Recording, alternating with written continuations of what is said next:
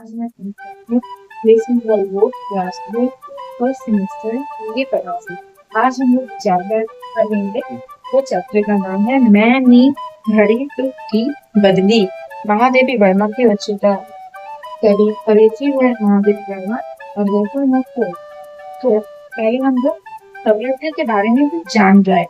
चलो, इनका जन्म 1907 ईस्ट के फर्रुखाबाद में हुआ था।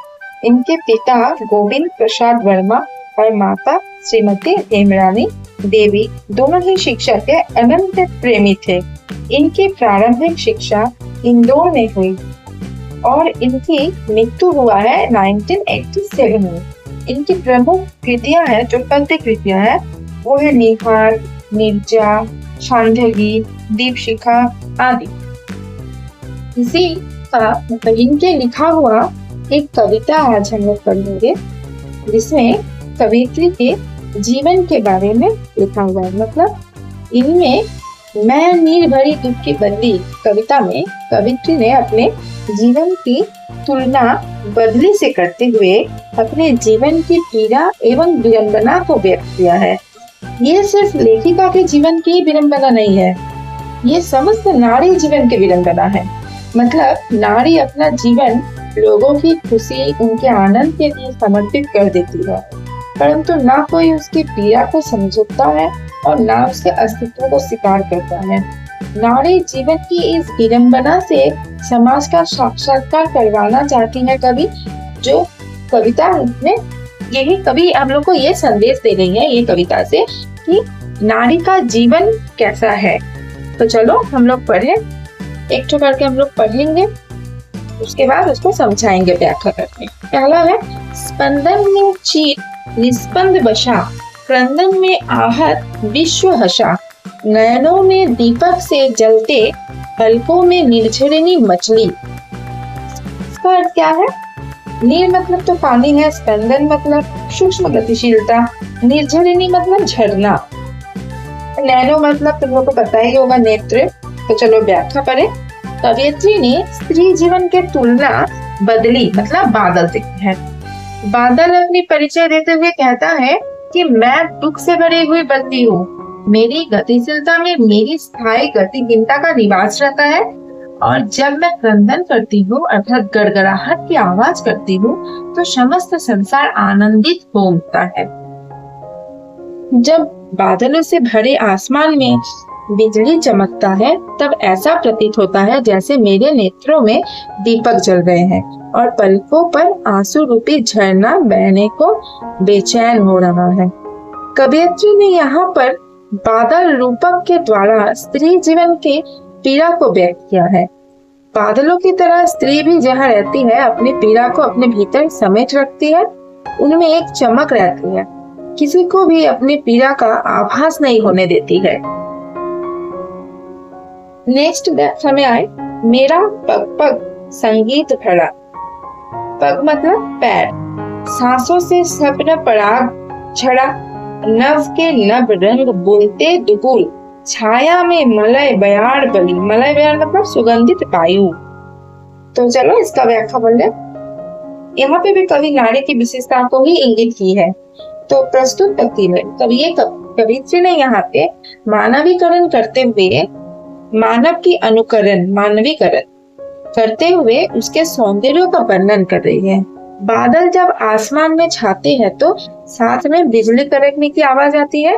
बादलों के आगमन से लोगों के भीतर स्वप्न रूपी पराग झरने लगता है, जैसे बादल कोई नायिका है और आसमान में बिखरे रंग उसका दुपट्टा है, जिसकी छाया में मलय पर्वत आश्रय पाती है।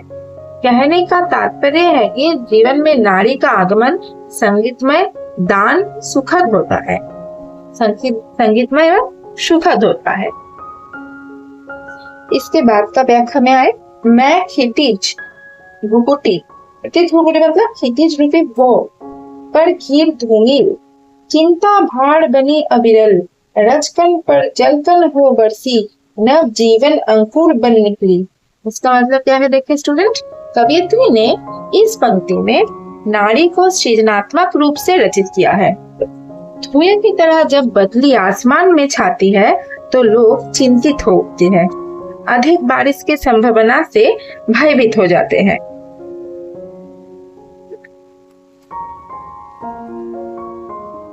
परंतु बदली सूखी धूल पर पानी के बूंद बनकर बरस जाती है, जिससे नए जीवन की अंकुरित होने का अवसर प्राप्त होता है।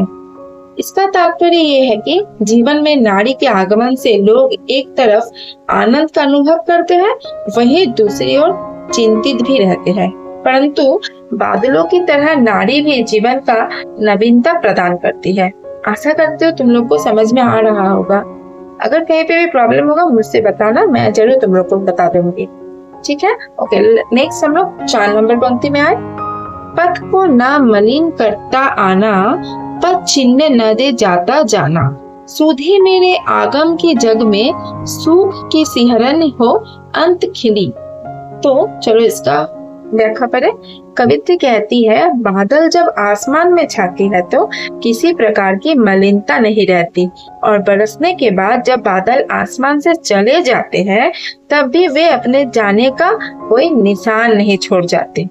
अर्थात बारिश के बाद आसमान पूरी तरह साफ हो जाती है। इसी प्रकार नारी के आगमन से कोई मलिनता नहीं रहता, और जाने के बाद भी वो अपने पीछे कोई निशान नहीं छोड़ जाती।